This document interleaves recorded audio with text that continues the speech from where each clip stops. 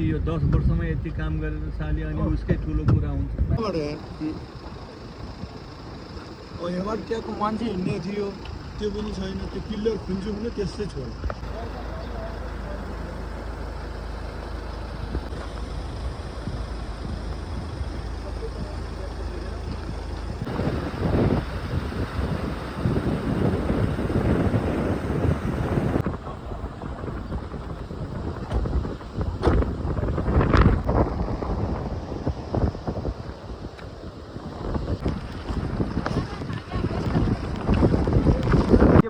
यो पुल नबन्दाखेरि के समस्या परिरहेको यो पुल नगेर्दाखेरि हिँड्नु पर्ने अनि यो हाम्रो घरमा रोड पनि गएको छैन, त्यही भएर हिँड्नु पर्ने समस्या हुनु भयो।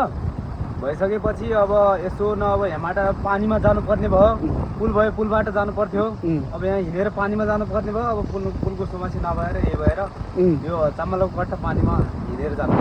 ए कति लाग्छ यहाँबाट जान? यहाँबाट जानु चाहिँ 2 घन्टा लाग्छ गर्न। यो बर्खा के हुन्छ?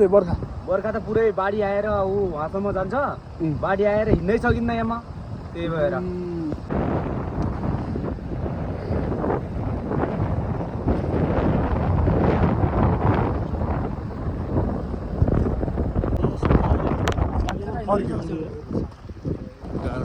बाइकै हिँड्ने बाटो अब मान्छे पूर्वाधार विकास कार्यालय नेपाल मेगा सिस्नेजेरी बिच 2008 सम्झौता यसको चाहिँ सम्पन्न गर्नुपर्ने अवधि चाहिँ 2080 कार्तिकमा। अब यो बिचमा चाहिँ अहिलेसम्म प्रगति यसको चाहिँ अहिलेसम्म प्रगतिहरू 20% हाराहारीमा देखिन्छ। 80 सालमा सम्पन्न गर्नुपर्नेमा अहिले 83। अब यो बिचमा हामीले चाहिँ अब कार्यालयको तर्फबाट मन्त्रालयको तर्फबाट निरन्तर खबरदारी निरन्तर ताकेता गर्दा पनि उहाँ चाहिँ काम गर्नु यति काम गरिसकेपछि उहाँ चाहिँ अब लगभग काम छोडेर जानुभयो। अब यो उहाँबाट काम हुँदैन भनेर चाहिँ हामीले चाहिँ अब सार्वजनिक खरिद नियमावली ऐन र खरिद सम्झौता अनुसार अब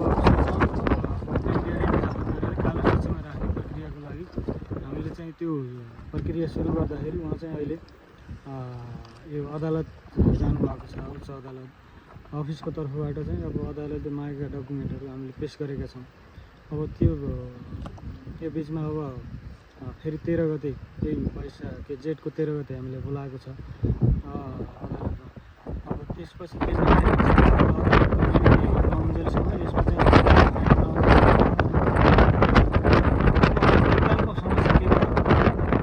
यतापट्टिको दायाँ साइडतिरको यतापट्टिको पिलरको लागि माथिबाट पुल चाहिँ अन्य पुलबाट दाउचाउ गर्ने जो बाटो थियो त्यो बाटो सहित भत्काइदिनु भयो उहाँले।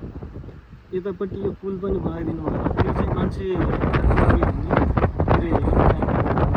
हिँड्ने बाइक यताउता गर्ने बाटो चाहिँ भत्किसकेपछि अब बर्खा चाहिँ त्यहाँबाट बाइक जाँदैन, यताबाट चाहिँ बाइक जाने बाटो छैन। अब अर्को विकल्पै छैन। हिजो अब यो हाम्रो यो विपद व्यवस्थापन समितिको जिल्लामा चाहिँ बैठक थियो, त्यसमा पनि लगभग आधा घन्टा यही विषयमा उसको विषयमा छलफल भयो। यहाँको मेयर साहब उपमेयरज्यू जानुभएको थियो। अब यसको केही विकल्प गर्न सकिन्छ कि भनेर चाहिँ विभिन्न विकल्पहरूकोमा छलफल भएको छ। तत्काल अब हामीले यो यसमा चाहिँ अब एटलिस्ट मान्छे हिँड्ने र बाइक पास हुने चाहिँ बाटो बनाइदिनुपर्छ भनेर ठेकेदार कम्पनीले चाहिँ